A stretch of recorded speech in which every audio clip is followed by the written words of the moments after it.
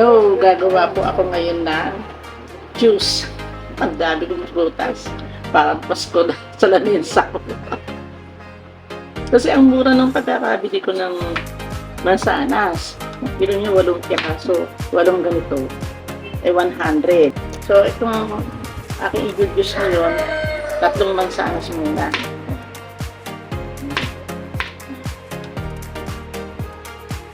So, no sugar to, no sugar.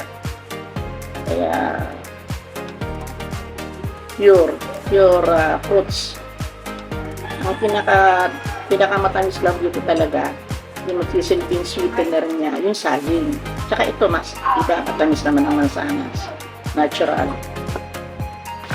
Kasi nahirapan din ako ngumuya. Kasi magbuhat lang ito yung matanggalan ng gallbladder. Halos kinakain ko, puro well grind.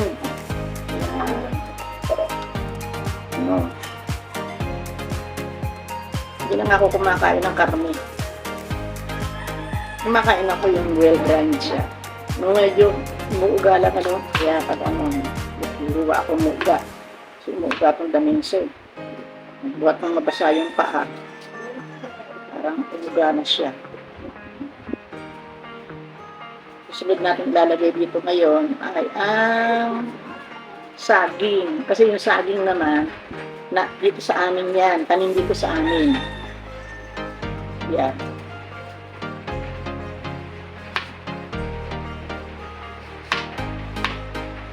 Meron akong isang saging na lakatan. Ito lakatan. Binili ito. Ito naman, ito yung tanim. Marami ito, binigay ko na sa China ng kalahati. So, ito natin ang saging.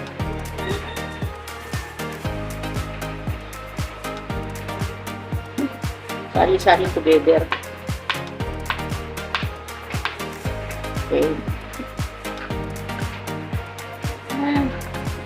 So, iinuman natin dyan para nakita nyo. Okay, yan. So, ilalagay naman natin.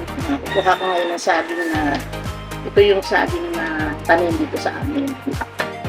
So, dalawang klase ng saging ilalagay natin ngayon. Isang binili at saka isang tanim na inanin. Ang ganda. Ito ba yung merong buto? Walang buto to. Kasi minsan may buto. Ay, meron. Wala. Ay, meron na. Ayun. May buto. Yung tanim kasi dito sa amin may buto. Yan.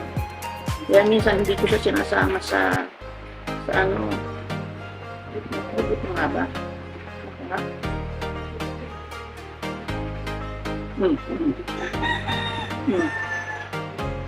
May buto. Pero saksara ng tamis. So, may buto. Ayun. So lang lalagay ko. Okay.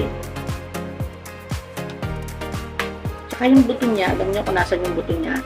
Sa pinakapuno ng saging, hindi sa dulo. Ayan. Tapos susunod ko nang ilalagay dito ay ang ating pipino. Gasan ko muna. Gasan ko ni pipino. Lalagyan ko sana ng carrots. Kaya lang, syempre nagbabasa rin naman ako sa ibang yung YouTube na kay Doktor, ano ba yung kay Doktor Garcia ata ko nabasa yun, parang ganun. Ewan ko ba sa kanya. Basta nabasa ko na hindi daw, sorry na kung mali ako. Hindi ko na matandaan kasi nanonood niya ako lagi sa dami na pinanood. Hindi ko alam kung sa kanya. Basta ang sabi, hindi daw pwede pagsamahin sa pag-juice ang pipino at carrots. Kaya magbuhat mo, hindi na ako gagawa ng carrots pipino. Pero ang tagal kong nagawa ng carrots at pipino, nakita mo naman, diba? Lagi ako nagbebenta. Eh, hindi ko alam kung ano naging resulta sa katawan ko. Hindi naman sumakat ang tiyan ko, hindi naman ako nahilo. Yeah, narinig yung ulan. Yung ulan na. So, ilalagay ko ngayon yung pito. Kasi, pag yan ang nangyayari, sineseparate yun ang lalagyan yan. So, kada ko kakain o iinom, yun na, nagyayelo siya doon sa rep. Lalagyan ko siya ng tubig para malusaw. Ganun. Yun ang aking pinaka-juice. Ganun ginagawa ko. Kasi hindi naman pwede. Kaya niya nagagawa ako ng juice, diba? Teka lang tayo.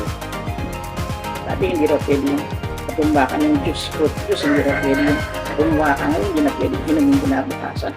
Eh, nilagay ko naman sa freezer. Yan. Sakto. Kailangan lang ng pipino. Nag-blend ko yung buto. Kasi bawal nga sa akin ang mga mabubuto. Pero pagka pipino, kasama na siya nag-blend, diba? Pag naman ang kakain yan. Isa, binibigyan ko yung sayo namin, pero binigyan ko na kasi ngayon ng sariwa. Pinadalang ko yung kanina. Binigyan ko ng pipino, binigyan ko ng apple. Kasi, yung apple kasi, natutuwa ako, bilhin nyo, 8 piraso sa 100. Balot-balot na yun. So, combination of what's that? Apple, banana, and cucumber. See? Okay. So, i-blend ko na ito ngayon. This is my fruit juice today.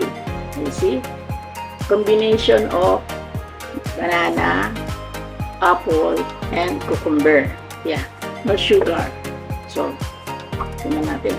Wait na natin na yun. Sarap nito.